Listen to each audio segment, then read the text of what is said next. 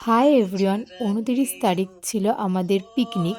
English batch থেকেই পিকনিকটা করা হয়েছিল। চলো তোমাদের সাথে ব্লগটা শেয়ার করি। ভিডিওটা একেবারে বাড়ি থেকে স্টার্ট করতে পারিনি, যেহেতু আমাদের ৮টার মধ্যে বিষ্ণুপুরে পৌঁছাতে বলেছিল আর ৮টার মধ্যেই গাড়ি ছাড়বে বলেছিল। কিন্তু গাড়ি ছাড়তে ছাড়তে অলমোস্ট ৯টা বেজে গেছিল। মানে সবাই আসবে, তারপরে তো না, যতই বলুক তাড়াতাড়ি ছাড়বে। তো ওই জন্য আর বাড়ি থেকে ভিডিওটা করতে পারিনি, কারণ সকাল সকাল উঠে স্নান করা, রেডি হওয়া এই ঠান্ডার মধ্যে ভীষণ মুশকিলের কাজ। তাই আর কি একেবারে বিষ্ণুপুরে এসে আমি ব্লগটা স্টার্ট করেছি। আর তারপরে এই যে আমাদের বাসে চলে এসেছিল। আমাদের টোটাল 3টে বাস করা হয়েছিল, যেহেতু প্রায় অনেক স্টুডেন্টরাই গিয়েছিলাম।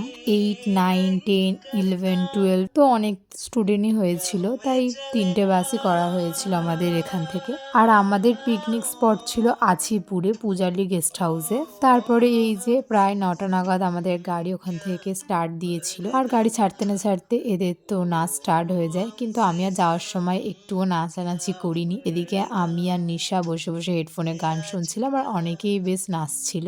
আমার যাওয়ার সময় না নাচার একটাই কারণ ছিল, আমার তখনও ঘুমের লেশ কাটেনি। প্রায় কি ঘুম পাচ্ছিল আমার অত সকাল সকাল। ওই জন্য এদিকে আমরা প্রকৃতির দৃশ্য দেখতে দেখতে আমাদের স্পটেও আমরা চলে আসি। আর দেখো আমরা নেমেছি প্রায় ওই 10:30টার কাছাকাছি। আর এদিকে পুরো মেঘলা ওয়েদার। সেদিন তো রোদ একটু ওঠেনি বলা ভুল, লাস্টের দিকে একটু একটু সূর্যি মামা আমাদের দেখা দিয়েছিল, কিন্তু প্রায় অনেকক্ষণই এরকম মেঘলা ওয়েদার ছিল। চারদিকে সাদা কুয়াশা হয়েছিল পুরো, এদিক থেকে ওদিক প্রান্তে কিছু দেখা যাচ্ছিল না। যেহেতু আমাদের রিসর্টটা ছিল পুরো গঙ্গার কাছেই, ওই জন্য কিন্তু ঠান্ডাটাও বেশ ভালো ছিল, বেশ সুন্দরও লাগছিল ভিউটা। আর এখানে দেখো বাড়ি থেকে আমি যে লিপস্টিকটা পরে এসেছিলাম, ওখানে গিয়ে আর ভালো লাগছিল না, ওই জন্য বৃষ্টির কাছ থেকে আবার লিপস্টিক নিয়ে বললাম কি আমাকে একটু তোর মতো করে পরিয়ে দে।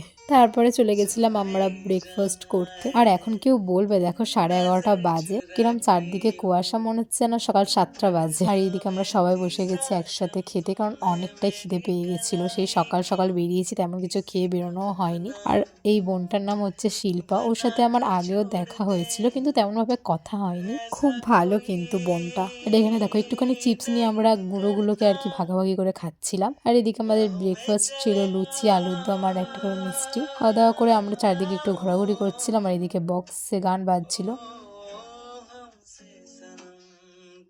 আর গান বাজলে আমার যেটা ইচ্ছা করে একটু নাচানাচি করতে, তো সেটাই আমি বসে বসে করছিলাম, কারণ তখন উঠে কেউ নাচছিল না, তো একা একা কি নাচা যায় বলো।